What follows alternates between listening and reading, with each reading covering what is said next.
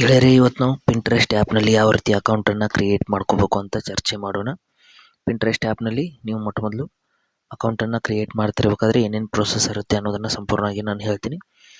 ನೋಡಿ, ಆ್ಯಪ್ನ ಇನ್ಸ್ಟಾಲ್ ಮಾಡ್ಕೊಂಡಿದ್ದೀನಿ. ಓಪನ್ ಅಂತ ಕ್ಲಿಕ್ ಮಾಡ್ಕೊತೀನಿ. ಓಪನ್ ಮಾಡಿದ ನಂತರದಲ್ಲಿ ಇಲ್ಲಿ ಮೊದಲು ಇಮೇಲ್ ಐ ಡಿನ ಹಾಕಬೇಕಾಗುತ್ತೆ. ಇಲ್ಲಾಂದರೆ ನೀವು ಕೆಳಗಡೆ ಗೂಗಲ್ ಅಕೌಂಟ್ ಅಂತ ಮೇಲೆ ಕ್ಲಿಕ್ ಮಾಡಿಬಿಟ್ಟು ನೇರವಾಗಿ ಲಾಗಿನ್ ಮಾಡ್ಕೋಬೋದು. ಇಲ್ಲಾಂದರೆ ನೀವು ಇಮೇಲ್ ಐ ಡಿ ಹಾಕಿದರೂ ಬರುತ್ತೆ. ಎರಡು ಆಪ್ಷನ್ ನಡೆಯುತ್ತೆ. ನೋಡಿ, ನನ್ನ ಒಂದು ಇಮೇಲ್ ಐ ಡಿನ ಎಂಟರ್ ಮಾಡ್ಕೋತೀನಿ.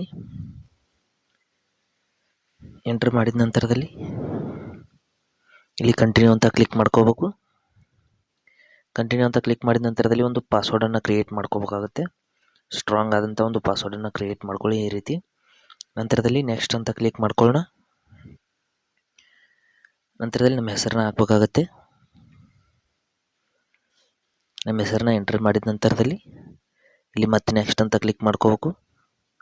ನಂತರದಲ್ಲಿ ನಮ್ಮ ಒಂದು ಡೇಟ್ ಆಫ್ ಬರ್ತ್ನ ಹಾಕಬೇಕಾಗುತ್ತೆ. ಇಲ್ಲಿ ಈ ರೀತಿ ಒಂದು ಕ್ಯಾಲೆಂಡರ್ ಇರುತ್ತೆ. ಇದನ್ನು ಸ್ಕ್ರೋಲ್ ಮಾಡಿಬಿಟ್ಟು ನಮ್ಮ ಡೇಟ್ ಆಫ್ ಬರ್ತ್ನ ಸರಿಯಾಗಿ ಸೆಟ್ ಮಾಡ್ಕೋಬೇಕು.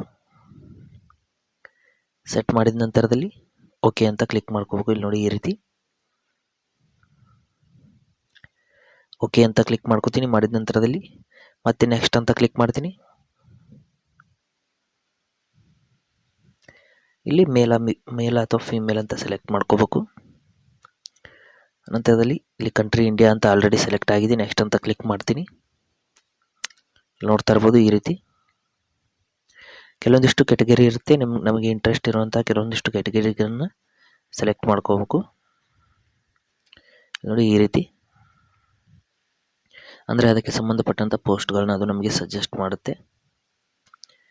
ಈ ರೀತಿ ಹಲವಾರು ರೀತಿಯ ಒಂದು ಕೆಟಗರಿಗಳಿರುತ್ತೆ. ಇದರಲ್ಲಿ ಒಂದು 3ರಿಂದ 4 ಕೆಟಗರಿಗಳನ್ನ ನೀವು ಸೆಲೆಕ್ಟ್ ಮಾಡ್ಕೊಳ್ಳಿ.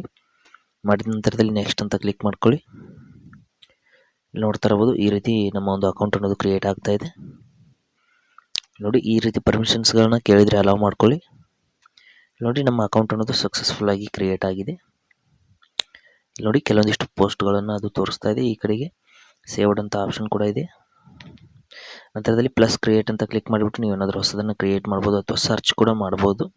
ಇಲ್ಲಿಂದ ಏನಾದರೂ ನೀವು ಫೋಟೋಸ್ಗಳನ್ನು ಅಥವಾ ಮತ್ತೇನಾದರೂ ಡಿಸೈನ್ಗಳನ್ನು ಈ ರೀತಿ ಬೇಕಾದರೆ ಸರ್ಚ್ ಕೂಡ ಮಾಡ್ಕೋಬೋದು. ನೋಡ್ತಾ ಇರ್ಬೋದು, ಈ ರೀತಿ ಸರ್ಚ್ ಮಾಡ್ಕೊಂಡಿದ್ದೀನಿ.